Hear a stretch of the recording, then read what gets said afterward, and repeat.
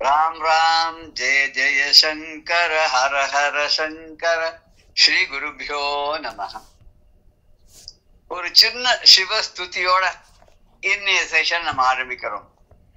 செங்கை உடையான் சிவந்த வேணியன் மங்கை ஒரு பாகன் மகேசன் சிரமதில் கங்கை மதி சூடிய கபாலி இருபதமும் நங்கை தூக்கியே நாளும் பணிவமே. செங்கை உடையான்னு கொடுத்து கொடுத்து சிவந்த கையை உடையவன், கைமத்தனம் சிவப்புல சிவந்த மேனியன், ஏன்னா அக்னி ஸ்வரூபனா இருக்கனால சிவப்பான மேனியை உடையவன். மங்கை ஒரு பாகன், உமையை தன்னுடைய இடப்பாகத்திலே கொண்டவனாக இருக்கிறான். அவன் மகேசன், ஈஸ்வர்களுக்கெல்லாம் ஈசனாக இருக்கக்கூடிய மகேசன். சிரமதில் அவனுடைய தலையில கங்கை மதி சூடிய, கங்கையையும் மதியின இளமதி, இளமதி என்றது சந்திரனுடைய கலையை சூடிய தலையில சூடி கொண்டிருக்கக்கூடிய கபாலி. அந்த கபாலியினுடைய இரு பதமும், இரண்டு பாதங்களையும் சேவடிகளையும் நங்கை தூக்கியன. நங்கைன்னு இங்க பெண் எடுத்துக்கூடாது, நம் கை நங்கை. அந்த சம்ஸ்கிருதத்துல கூட வரும் இல்லையா, இங் இன் ஆயிடும் அப்படின்லாம் சொல்லுவாங்க, இன் இங் ஆயிடும்லாம் சொல்றாரு. என்ன சந்தி அது? அனுநாசிக சந்தி. அது மாதிரி இங்க நம் கை மகாரம் இங்க ஆயிடுறது. கைக்கு காக்கா காகா ngா தானே, அதனால ngāவா மாறிடுது. நம் கை நங்கை, நங்கை நம் கை தூக்கியே, நம்முடைய இரு கைகளையும் தூக்கி அவனுடைய இரு பாதங்களையும் நாளும் பணிவமே, தினந்தோறும் வணங்குவோமாக, வணங்குவோம் வணங்கி தொழுவோமாக அப்படின்னு ஒரு தமிழ். சரி, அது சம்ஸ்கிருதத்துல ஒரு ஸ்லோகம் பார்க்கலாமே. மாத்ருபூதம் கிருபா சிந்தும் மகனீயாதி சேவித்தம் சூலபாணிம் சிவாகாரம் பிரபன்னோஸ்மி உமேஸ்வரம். இதுக்கு புரியும் நினைக்கிறேன் எல்லாருக்குமே. அந்த மாத்ருபூதம் தாயாகும் ஆனவன், தாயும் ஆனவன், கிருபா சிந்தும் கருணை கடலாக விளங்கக்கூடியவன், மகனீயாதி சேவித்தம் பெரிய மகனியர்கள், மகரிஷிகள், முனிவர்கள், தனகாதியர்கள், தேவர்கள் இவர்கள் எல்லாராலையும் வணங்கப்பட்டவன், சூலப்பாணின் கையில சூலத்தை வைத்துக் கொண்டிருக்கக்கூடியவன், சிவாகாரம் மங்களமான ரூபத்தை உடையவன், அவனை அப்பேற்பட்ட உமேஸ்வரம், உமைக்கு நாயகனாக இருக்கக்கூடியவனை பிரபன்னோஸ்மி நான் சரணம் அடைகிறேன் அப்படின்றத ஒரு சின்ன ஒரு ஸ்லோகத்தோட இன்றைய நிகழ்வை நம்ம துவங்க இருக்கிறோம். அது ஒரு குவிக்கா ஒரு ரீகேப்சுலேஷன் சொல்றாலே, அதை பண்ணிட்டு மேல நம்ம போகலாம். முதல்ல அந்த கஷேத்திரத்தினுடைய விசேஷத்தை பத்தி சொன்னார். கஷேத்திர விசேஷத்தை சொல்லிட்டு அதுக்கப்புறம் அந்த கஷேத்திரத்துக்கு மகிமையை சேர்க்கக்கூடிய தீர்த்த விஷயத்தை பத்தி சொல்லிட்டே வந்துட்டே இருக்கார். அதுக்கு அந்த தீர்த்தத்துக்கும் கஷேத்திரத்துக்கும் விசேஷத்தை கொடுக்கக்கூடிய மூர்த்தியை பத்தி அப்புறம் சொல்லுவார் அவர். இந்த தீர்த்தத்தை பத்தி சொல்லும் போது எல்லாரும் போய் கேட்டா, பரமேஸ்வரனை நீங்க ஊரெல்லாம் சுத்திட்டு வரையில எல்லா லோகத்துக்கும் போயிட்டு நீங்க ராத்திரி ஆனா இந்த மதுரையில இங்க இருக்கக்கூடிய லிங்கத்துக்குள்ள, சோமசுந்தரர் என்று சொல்லக்கூடிய இந்த லிங்கத்துக்குள்ள நீங்க புகுந்து போயிடுறீர்கள். திரும்பி மறுநாள் காத்தால எழுந்து பழையபடியே ஆரம்பிச்சு எல்லா திருலோகங்களையும் சஞ்சாரம் பண்ணி இப்படி வரையல் நீங்க. ஆனா நீங்க போற இடத்துல நிறைய நீங்க ஆறுகள், புனிதமான ஆறுகள், சரோவரங்கள் எல்லாம் நீங்க பார்த்திருக்கீர்கள்.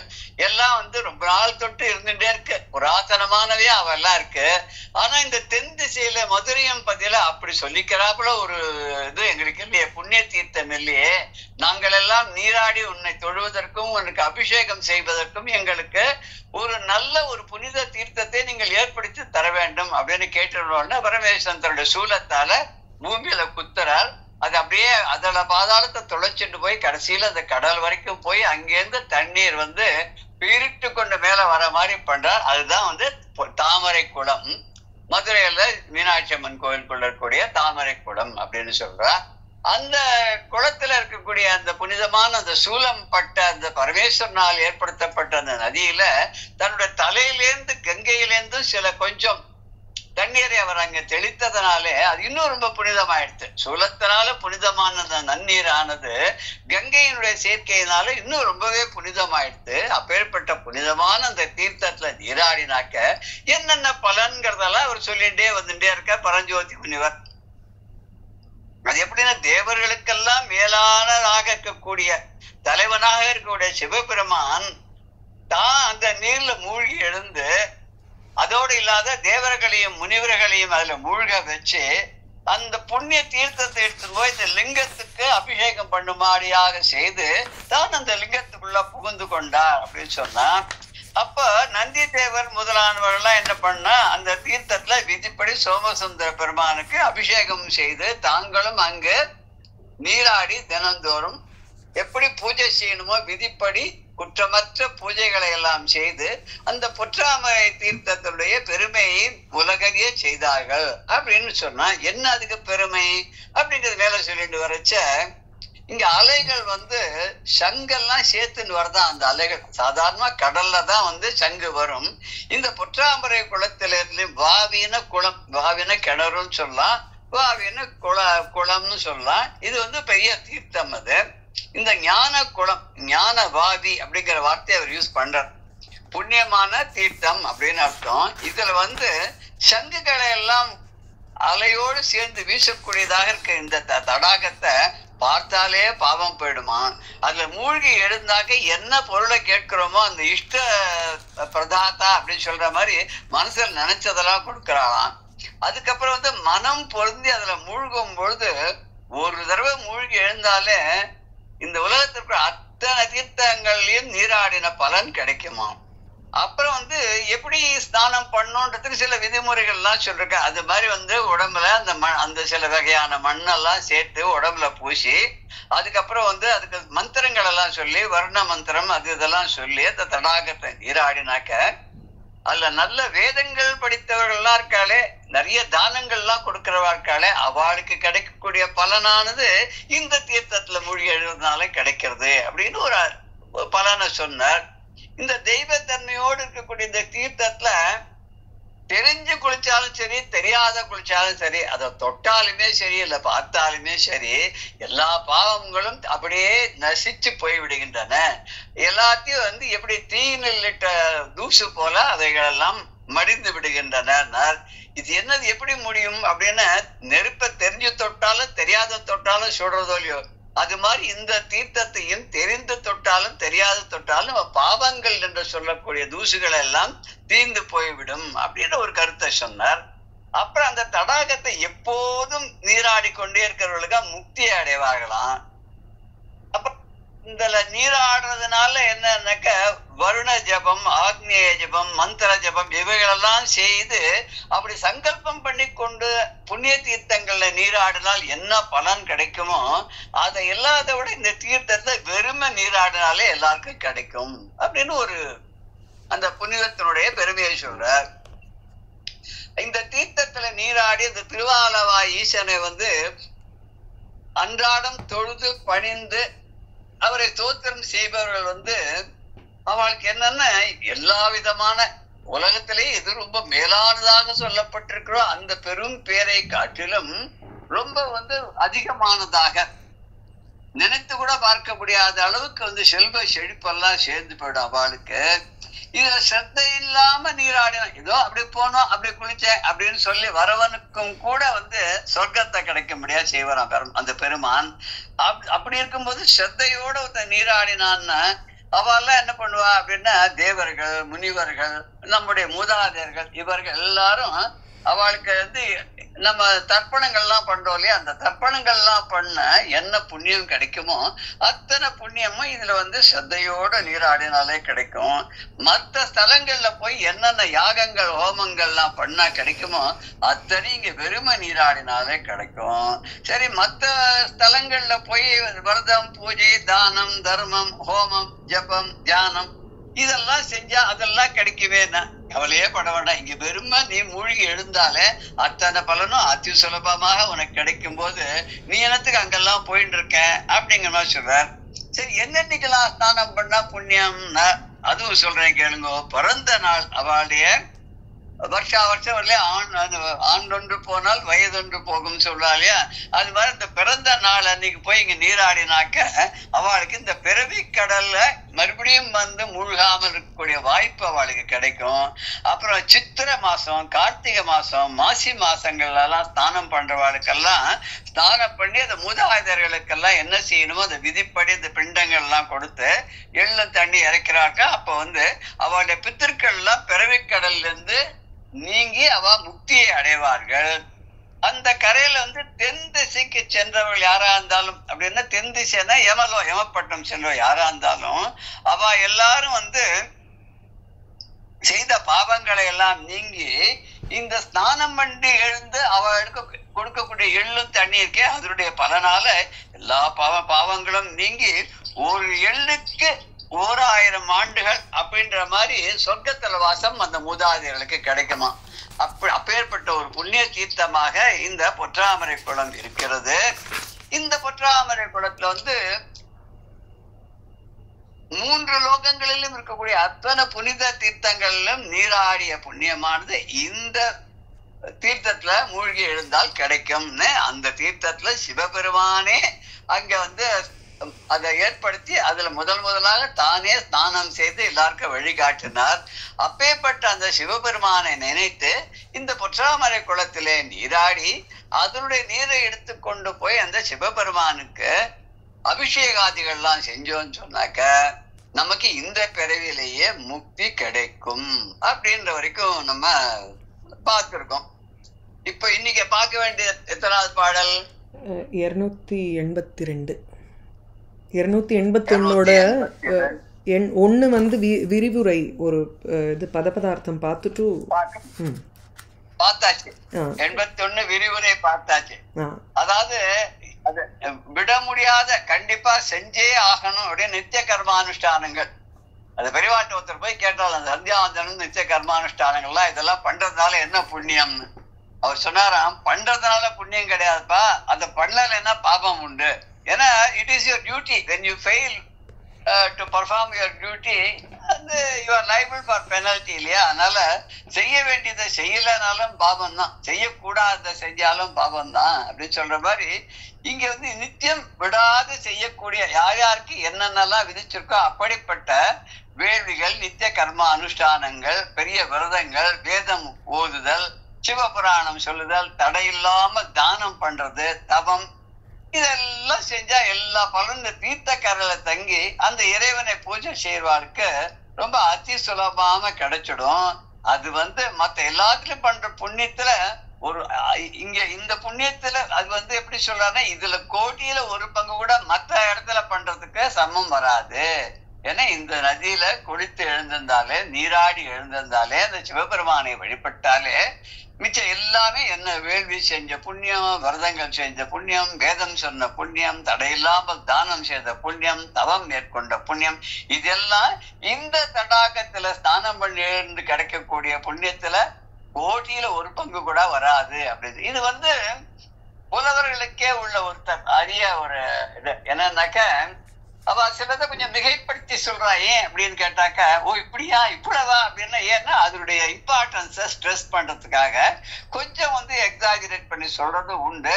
சில சமயத்துல அது உண்மையாவே இருக்கும். நமக்கு பார்க்கறதுக்கு எக்ஸாஜரேஷன் மாதிரி தெரிஞ்சாலும் அது வாஸ்தவத்துல உண்மையாகவும் இருக்கும்.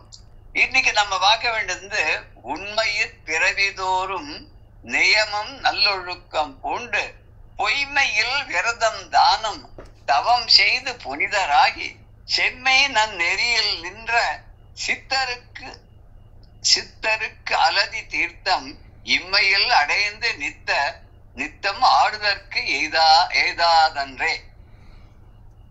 இம்மையில் அடைந்து நித்தம் ஆடுதற்கு எய்தாதன்றே. உண்மையில் பிறவிதோறும் நியம நல் ஒழுக்கம் பூண்டு பொய்மையில் விரதம் தானம் தவம் செய்து புனிதராகி செம்மை நன்னெறியில் நின்று சித்தருக்கு அலதி தீர்த்தம் இம்மையில் அடைந்து நித்தம் ஆடுது. இது வந்து திருப்பி இந்த பெருமையை தான் சொல்லிட்டே வர. இந்த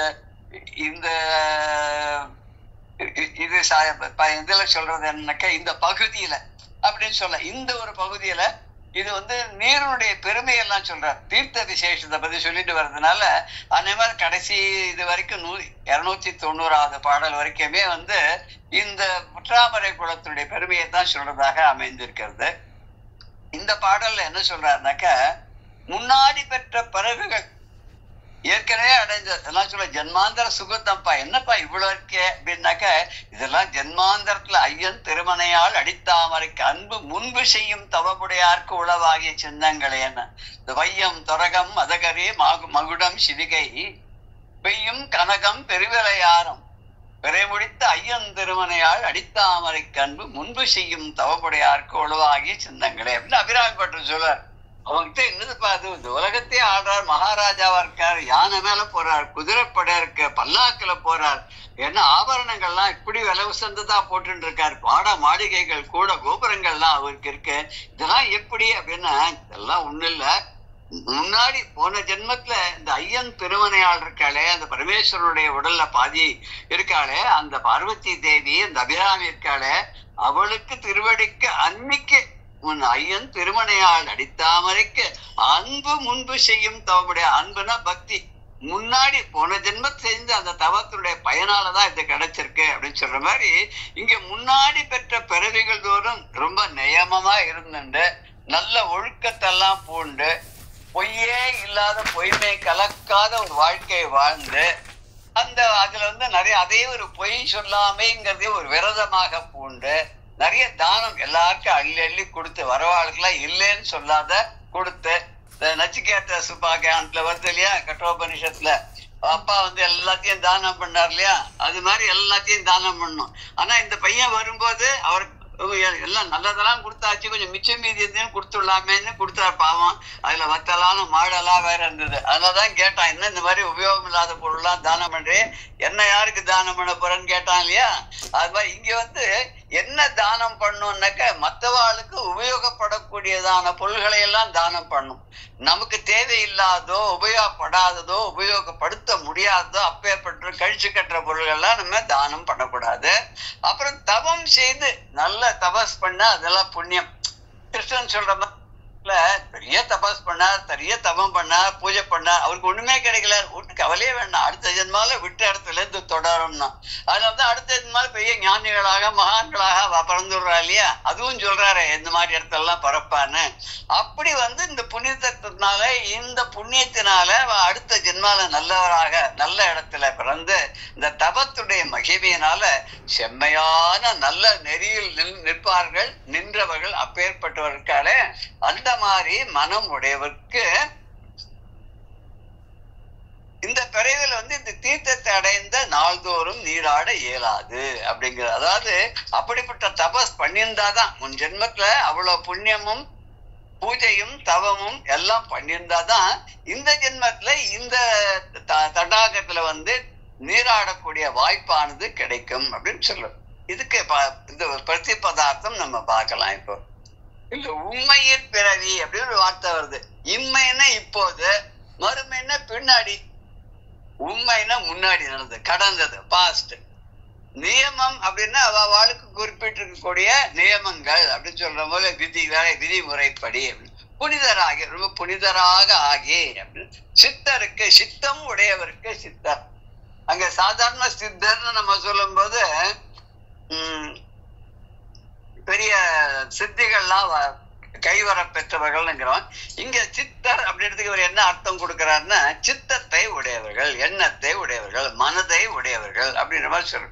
உண்மையில் பிறவி தோறும் முன்பு எடுத்த பிறவிகள் ஒன்னொன்றிலையும் இதுக்கு முன்னாடி எத்தனையோ ஜென்மங்கள் எடுத்தோம் இல்லையா. மரமாக, அப்புறம் மிருகங்களாக, மலையாக, காடாக, அப்புறம் பூதங்களாக, பிசாசாக, இப்படி எத்தனையோ இதுல சொல்றாரு இல்லையா.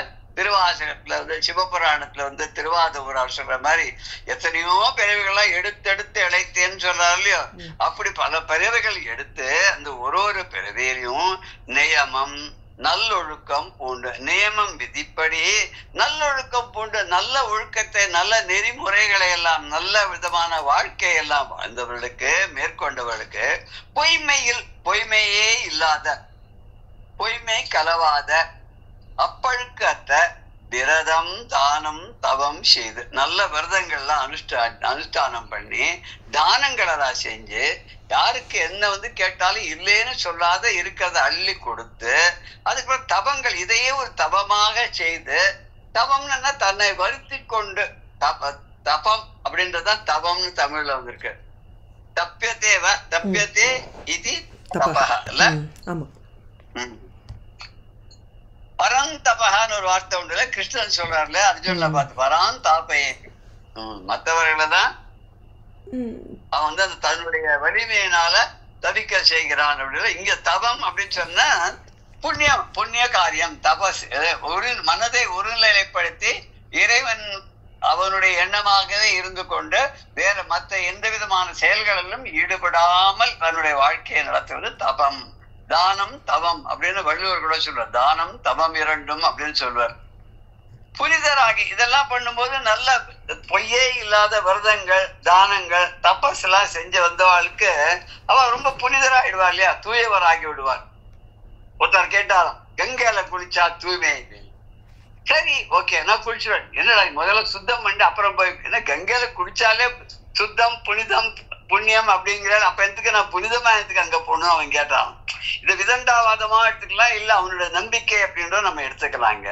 அப்படி புனிதராகி தூயவராகி மனத்துக்கண் மாசடன் ஆதல் அனைத்து அரண் சொல்வர். மனதளவிலே வந்து சித்தத்தின் அளவிலே தூயவனாக ஆகி அப்படி வரப்பெற்றவர்களுக்கு, சித்தருக்கு அல்லது அப்பேற்பட்ட ஒரு நிலையை அடைந்தவர்களுக்கு அல்லாமல், அந்த சித்தத்தை உடையவர்களுக்கு இல்லாமல் இத்தீர்த்தம், இந்த தீர்த்தமானது இந்த நதிக்கு சமமானது, புற்றாமரை குளமானது, இந்த தீர்த்தமானது இம்மையில் அடைந்து இந்த பிறவில சென்று நித்தம் ஆடுதற்கே இதாது. இந்த பிறவில போய் அந்த புற்றாமரை குளத்துல ஸ்நானம் பண்ணுங்கிறது நடக்காதப்பா. நீ போன ஜென்மத்திலேயோ அதுக்கு முன்னாடி உள்ள பல ஜென்மங்கள்ல செய்த புண்ணியத்தினுடைய பலனாகத்தான் இந்த புற்றாமரை குளத்துல நீராடக்கூடிய வாய்ப்பானது உனக்கு கிடைக்குமே அன்று மற்றவர்களுக்கெல்லாம் கிடைக்காது. அதுக்கு நீ என்ன பண்ணிருக்கணும், பொய் கலவாத விரத தானம் தவம் இதையெல்லாத்தையும் மேற்கொண்டு புனிதராக ஆகியிருந்தாதான், நல்ல மனதை உடையவனாக நீ மாறி இருந்தாதான் உனக்கு அந்த வாய்ப்பு கிடைக்கும் அப்படின்னு சொல்லி இந்த தீர்த்தத்துடைய விசேஷத்தை இன்னும் கொஞ்சம் அதிகமான ஒரு கருத்தை சொல்லி நமக்கு புலப்படுத்துற. அடுத்த பாடல் என்ன அப்படின்னாக்க, மதி என்னன்னைக்கெல்லாம் எப்படி எப்படிலாம் ஸ்நானம் பண்ணலான்றதுக்கு சில விதிமுறைகள் சொல்ற. மதி கதிரோன் இடத்து ஒடுங்கும் தினம் திங்கட் பிறப்பு அரவம் வாயங்காண்டு கதிர் கடமை விழுங்கு தினம் விதிபாதம் இந்நாளில் கருதி மூழ்கி துதி கருட பணந்தானம் புரிதல் மனு ஓதுதல் அத்தொகை ஒன்று அதிக பலனாம் முறை 100,000 அனந்தமாகும். இது கொஞ்சம் வந்து கடமுடான்ற ஒரு பாடலா தான் இரு, விடப்படாது, நம்ம இதையும் பார்த்துருவோம். மதி கதிரோன் இடத்து ஒடுங்கும் தினம் திங்கட் பிறப்பு அரவம் வாய் அங்காந்து கதிர் கடமை விழுங்கு தினம் விதி பாதம் இந்நாளில் கருதி மூழ்கி துதி கருட பணம் தானம் புரிதல் மனு ஓதல் அலத்தொகை ஒன்றுக்கு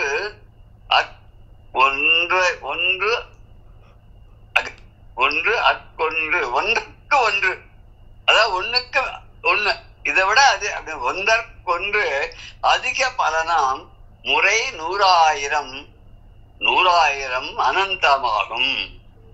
இல்ல மதி அப்படின்னா சந்திரன் கதிரோன் இடத்து அந்த சூரியன் இடத்துல, இந்த சூரியன் கிட்ட வந்து ஒடுங்கும் தினம். சந்திரனா வந்து சூரியன் இடத்திலே ஒடுங்குகின்ற தினம் அப்படின்னா சந்திரன் தெரியாது, முழுக்க தெரியாது. அந்த நாள் இந்த அமாவாசை அன்னைக்கு. அப்புறம் திங்கட் பிறப்புன்னா திங்கள் அப்படின்னா சந்திரனுக்கும் சொல்லலாம், திங்கள்னா மாசத்துக்கும் சொல்லலாம்.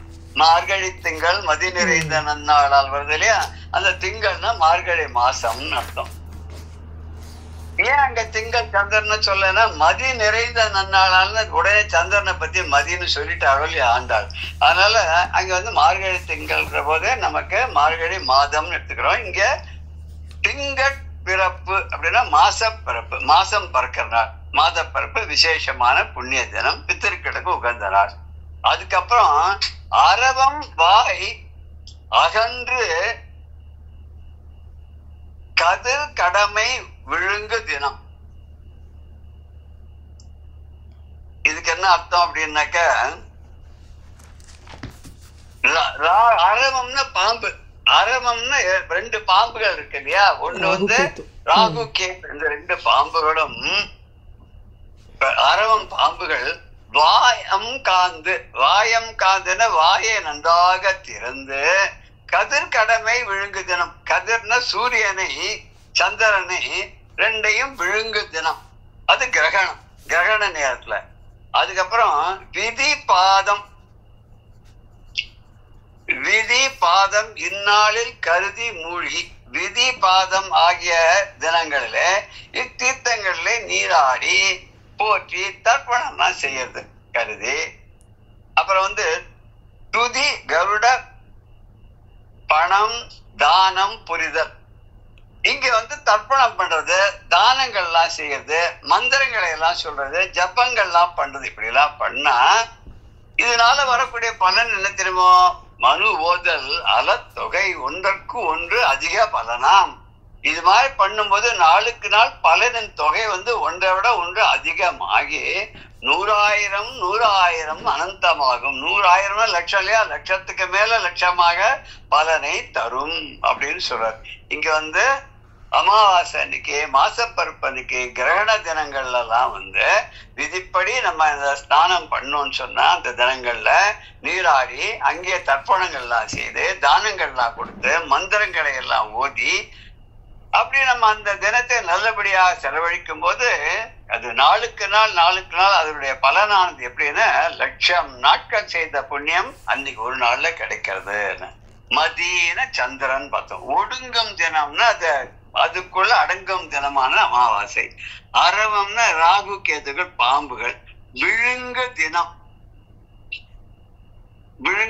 ஒன்றை ஒன்று அது கிரகணம் பிடிக்கிறதுக்கு தான் விழுங்கு தினம் அப்படின்னு சொல்லி. விழுங்கு தினம் கிரகணம் ஏற்படும் நாள்.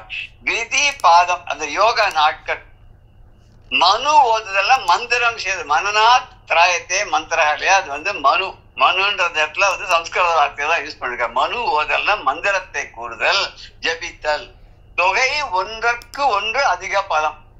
இப்ப புரியுது இல்லையா? தொகை ஒன்றற்கொன்று அதிக, அது எல்லாத்தையும் சேர்த்து வரும்போது மொத்தமா ஒரே வார்த்தையா வரைச்சா வேற மாதிரி நமக்கு தோன்றது. அப்படி அந்த நாட்கள் எல்லாம் நம்ம வந்து இந்த தபசு பூஜை எல்லாம் பண்ணும்போது அதுக்கு கூறப்பட்டிருக்கக்கூடிய இந்த 4 நாட்கள்ல கொடுக்க பலனானது ரொம்ப அதிகரித்து கொண்டே செல்லும். இது அளவற்ற ஒரு நமக்கு பலனை கொடுக்கக்கூடியதா இருக்கு. அந்த முறை வந்து 100,000 ஓர் அனந்தமாகும் அப்படின்னு. அமாவாசைக்கு பலன் 100 மடங்கு, மாசப்பரப்புக்கு 1000 மடங்கு, கிரகண பலன் 100,000 மடங்கு, இப்படி யோகம்ங்கிறது 1,00,000 மடங்கு.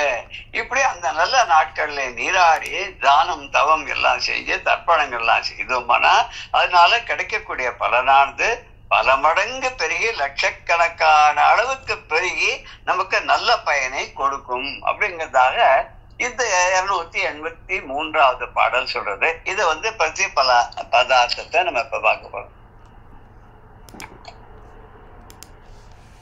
மதி கதிரோன் இடத்து ஒடுங்கு தினம். மதி சந்திரனானவன் கதிரோன் இடத்து சூரியனிடத்துல ஒடுங்குகின்ற அமாவாசை தினம். ஒடுங்கு தினம் அமாவாசை தினம். திங்கள் பிறப்பு, திங்கள் மாதம் பிறக்கின்ற தினம் மாசப்பரப்பு தினம். அரவம் வாய் அங்காத்து, அரவம் பாம்பானது 2 பாம்புகளும்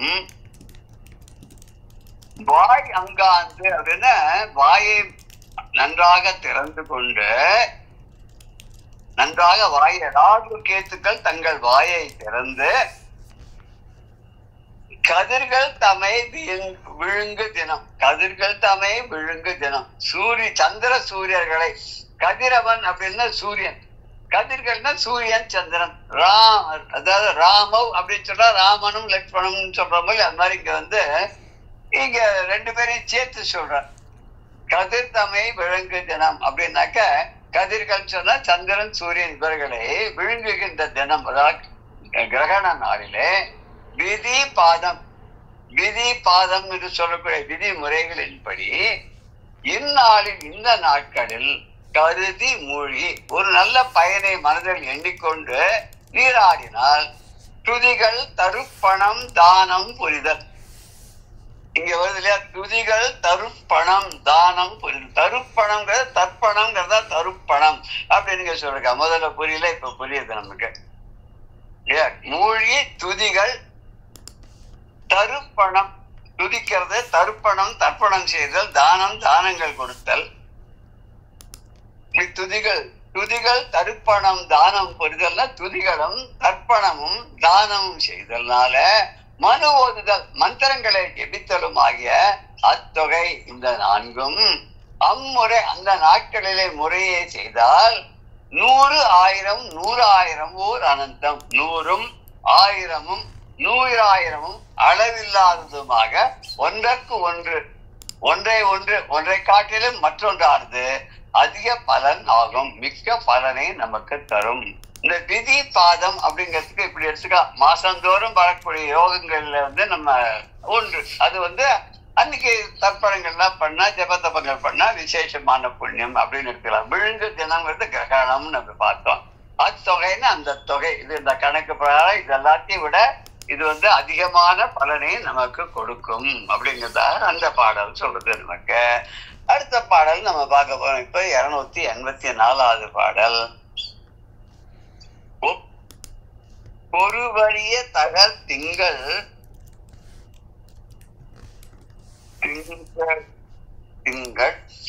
உலா திங்கள் இவை உதிக்கும் போது மொழியன் ஒரு 10,000 மடங்கான் சுரவு கவை தாழ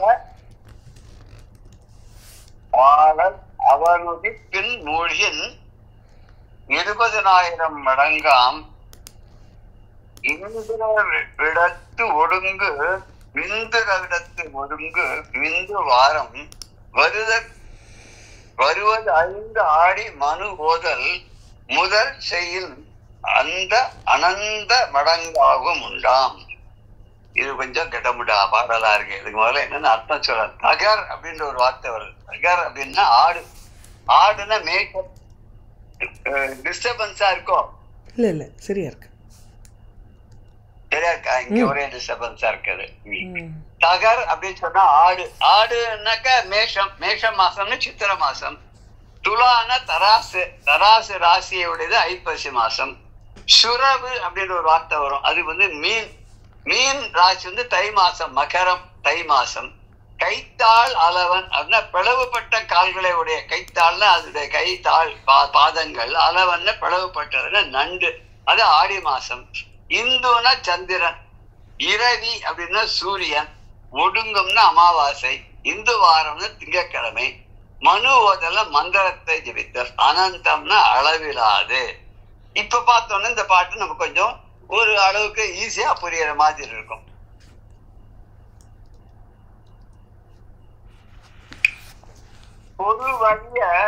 ஒரு வரிய தகர் திங்கள் துலா திங்கள் இவை உதிக்கும் போது மூழ்கன் ஒரு 10,000 மடங்காம் சுரவு கவை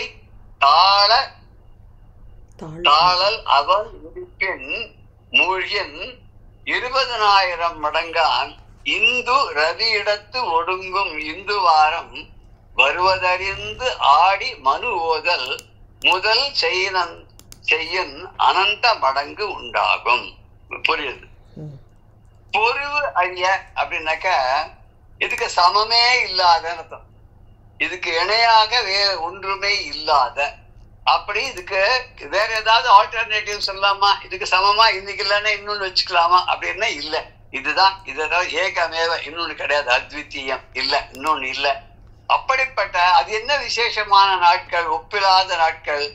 தகர் திங்கள். தகர் அப்படின்னு சொன்னாக்க சித்திர மாசம். தகர் அப்படின்னா ஆடு. மேஷ மாசம், அது சித்திர மாசம். திங்கள்னா மாதம், தகர் திங்கள்னா மேஷ மாதம். அதுக்கப்புறம் துலா திங்கள். துலாம்னா துலா மாசம், ஐப்பசி மாசம். இந்த ஐப்பசி மாசம் ஆகிய இந்த நாள் ஐப்பசி மாச பிறப்பு. அந்த ஐப்பசி மாசம் சொல்ல துலா ஸ்நானம் சொல்லி மாசம் 30 நாளும் காவேரியில ஸ்நானம் பண்ணுவா. அந்த கடைசி நாளுக்கு கடமுழுக்கு அப்படின்னு சொல்லுவா இல்லையா. கடமுழுக்குன்னா கடைசி நாள், ஐப்பசி மாசம் கடைசி நாள். அதுக்கு கடமுழுக்குன்னு பேரு. அதுக்கு அடுத்த நாள் கார்த்திகை மாசம் 1ஆம் தேதியும் முடவனுக்கு மோட்சம் அப்படின்னு சொல்லுவான். ஒரு பாவம் அவனால கை கால்கள்லாம் அவனுக்கு விளங்காதவனா இருந்ததுனால அவனால அந்த ஐப்பசி மாசத்துக்குள்ள வர முடியலையாம். அவன் வரத்துக்குள்ள கார்த்திகை மாசம் வந்துட்டான். ஆனாலும் அந்த ஐப்பசி மாசத்துல நீராடிய அந்த பலன் அவனுக்கு அன்னைக்கு கிடைச்சதான். அதனால முடவனுக்கும் மோட்சம் தந்த நாள் அது கார்த்திகை மாசம் 1ஆம் தேதி அப்படின்னு சொல்லுவாங்க. ஐப்பசி மாசம் இவைகள் உதிக்கும் போது மூழ்கி, இந்த மாதங்கள் பிறக்கக்கூடிய நாழிகையில மூழ்கினா, அதான் மாசம் பிறக்கும் நேரத்துல இந்த தடாகத்துல மூழ்கி எழுந்தால் ஒரு 10,000 மடங்காம் அந்த தானம் ஒரு நாள் பண்ணா, ஒரு வேளை பண்ணா 10,000 மடங்கு பலன் கிடைக்குமா. அதுக்கப்புறம் சுரபுன்னா மீன். மகர மாசம்னா தை மாசம். இந்த தை மாசம் கவைத்தாள் அளவன் பிளவுபட்ட கால்களே உடைய. அதுக்கு அது என்னதுன்னா நண்டம். நண்டுக்கு கர்க்கடக மாசம் இல்லையா. கர்க்கடக மாசம்னா ஆடி மாசத்துல ஒரு கோவிலே இருக்கு, சுவாமி கோவில் கர்க்கடேஸ்வரர், கும்பகோணத்து பக்கத்துல. கர்க்கடேஸ்வரர் அப்படின்னு சொல்லி நண்டு ஏதோ பூஜை பண்ணிட்டு தலைக்குள்ளேயே பூந்து கொடுத்து ஜடைக்குள்ள அப்படிதான் சொல்லுவார், கதை சொல்லுவாங்க. அது ஆடி மாதம் இவைகள்லாம் உதிப்பின் மூழ்கன். அதான் மூழ்கினாக்க அந்த சமயத்தில் இந்த மாதம் பிறக்கும் நேரத்துல ஸ்நானம் பண்ணாக்க 20,000 மடங்காம். 20,000 மடங்கு பலன் உண்டாகும். அப்படின்னு 20,000 கணக்கு இல்லை. 20,000 அதிகமான பலனை, மிகவும் அளவுக்கு அதிகமான பலனை எல்லாம் கொடுக்கும். 20,000 மடங்கு பலன் தரும்னு ஆயிரக்கணக்கான பேர் வந்திருந்தானா என்ன எண்ண முடியாத அளவுக்கு ஜனங்கள் வந்திருந்தா அப்படின்னு சொல்றவங்க. அந்த மாதிரி இந்து ரதி இடத்து ஒடுங்கும். இந்துன சந்திரன் ரதி இடத்து ஒடுங்கும். சூரியனிடத்துக்கிட்ட ஒடுங்குகின்றது, சூரியனில ஒடுங்கிறது. அது இந்து வாரம் வருவது அப்படின்னா திங்கட்கிழமை வருவதை உணர்ந்து, திங்கட்கிழமை அன்னைக்கு சோமவாரத்தன்னைக்கு அங்க போய் ஸ்நானம் பண்றது. அப்படி பண்ணினோம்னு சொன்னா இந்து வாரம் வருவது அறிந்து ஆடி மனு ஓதல் முதல் செய்யன். ஆடி அதுல நீராடி மந்திரங்களை மனு ஓதிய மந்திரங்களை ஜெபித்து அந்த மாதிரி ஒரு பூஜை அனுஷ்டானத்தை நம்ம பண்ணோம்னா அனந்த மடங்கு உண்டாகும். அனந்த மடங்குன்னு அளவற்ற பலனை கொடுக்கும். ஆனா அந்த முடிவில்லாத பலன். எவ்வளவு பலன்னா சொல்லவே முடியாது. அப்பேற்பட்ட பலனை அது அள்ளி கொடுக்கும். அப்பேற்பட்ட நாளுக்காக நம்ம புண்ணிய தினங்களுக்காக வீணடிக்காத காத்திருந்து அந்த நாட்கள்ல இந்த மதுரையம்பதியில மீனாட்சி அம்மன் கோவில்ல இருக்கக்கூடிய அந்த புஷ்கரணி என்று சொல்லக்கூடிய பொற்றாமரை குளத்துல ஸ்நானம் பண்ண இவ்வளவு புண்ணியம்னா, அதுக்கடுத்து பிரயாகேதனில் மகர மதினான் 30 குடைந்து பெரும் பேரறிந்து திசையார் பைந்தடந்தொரும் நாள் மூழ்குவோன் பெரும் விரதம் சீலம் பூண்டு வரையாமல் ஒருவரிடம் படிந்து உமையை அமர சிகாமணியாம் வேத உரையானே வழிபடுமேல் மலடிக்கு மகப்பேறு உண்டாகும் என்றோம். பிரயாகேதனில் மகர மதி நாள் 30. மகரம்னு என்ன? தை மாசம் 30 நாளும் குடைந்து பெரும் பேரு இந்த திசையார் பைந்தடத்து ஒரு நாள் மூழ்குவான் பெரும் விரதம் சீரம் பூண்டு வரையாமல் ஒருவரிடம் படிந்து உமையை அமர சிகாமணியாம் வேத உரையானை வழிபடுமேல் மலடிக்கு நட்மக பேருண்டோம் அன்னோ. மலடிக்கு கூட மகப்பேறு உண்டாகுமா. மலடி என்ற இவளுக்கு இனிமே குழந்தை பெறும் வாய்ப்பு இல்லைன்னு வைத்தியர்களால கைவிடப்பட்ட கேஸாக இருந்தாலும் கூட அவளுக்கும் ஒரு மகன் பிறப்பான் அப்போ அப்படின்னு இதை சொல்ற. பிரயாகேதனில் பிரயாகை அப்படின்றது 3 நதிகள் கூடும் இடத்துக்கு பிரயாகைன்னு சொல்ற வழக்கம் இல்லையா? அதுல வந்து சாதாரண பிரயாகைன்னு சொன்னா நான் அழகா பார்த்துதான் நம்ம சொல்ற வழக்கம். கங்கை, யமுனை, சரஸ்வதி 3ம் கூடக்கூடிய இடம். அந்த பிரயாகையில போய் மகரமதி, மகரமதி அப்படின்னா தை மாசம், மதினா திங்கள், திங்கள்னா மாசம், அப்படி சுத்திட்டு வராரு. மதி சந்திரன், சந்திரன்னா திங்கள், திங்கள்னா மாசம், இப்படி 2 அர்த்தம் இருக்கு. மகரமதினா தை மாசத்துல 30 நாளும் குறைந்து, 30 நாளும் குறைந்துன்னா மூழ்கின்னு தண்ணிக்குள்ள மூழ்கி மூழ்கி தண்ணி குடைஞ்சு உள்ள இறங்கி அப்படி வந்து உள்ள தலை நல்ல ஃபுல்லா மூழ்கிற அளவுக்கு ஸ்நானம் பண்ணி எழுந்திருக்கிறது. அப்படி பெரும் பேர். அந்த மாதிரி 30 நாளும் இந்த திரிவேணி சங்கமத்துல ஸ்நானம் பண்ணி எழுந்த புண்ணியம் இருக்கு. அந்த இந்த திரையார் பைந்தடத்து அந்த பயனை காட்டிலும் இந்த அலைகளை உடைய பசுமையான தீர்த்தத்துல இந்த திரைன்னா அலைகள் அர்த்தம். திரைக்கடல் ஓடியும் திரவியம் தேடுன்னு ஒரு பாடல் இருக்கு இல்லையா? அதான் அலைக்கடலை கடந்து போயாவது வியாபாரம் பண்ணி பணம் சேர்க்கணுமா வைசியர்கள் அந்த காலத்துல. அதனாலதான் அந்த காலத்தையே நம்ம பாண்டிய நாட்டில் இருக்கவெல்லாம் அக்கறைக்கு அந்தண்ட பக்கம் வந்து சிங்கப்பூர் அங்கெல்லாம் போய் வியாபாரம்லாம் பண்ணிடுவோம். சிங்கப்பூரி அந்த காலத்துல அதுக்கு பேர். இப்ப சிங்கப்பூர்னு ஆயிடுச்சு அது. அப்ப இது வந்து பைந்தடம்னாக்க பசுமையான, அந்த மேல பாசி படர்ந்தாக்க என்ன ரொம்ப தூய்மையானதுன்னு அர்த்தம். அந்த பாசியை விலக்கிட்டு பார்த்தா தண்ணி அவ்வளவுன்னா இருக்குமா. அந்த பைந்தடத்து இந்த அலைகளை உடைய அந்த தீர்த்தத்துல ஒரு நாள் மூழ்குவோன் பெரும். ஒரே ஒரு நாளைக்கு ஸ்நானம் பண்ணா போறோம், அவன் அடையக்கூடிய அந்த பெருமை இருக்க. இது எப்படின்னா பிரயாகையில ஒரு மாசம் முழுக்க ஸ்நானம் பண்ணா என்ன கிடைக்குமோ அந்த புண்ணியமானது, அந்த பலனானது இங்க ஒரு நாள் மூழ்கினாலே, மூழ்கி எழுந்தாலே, ஸ்நானம் பண்ணாலே கிடைக்கும்.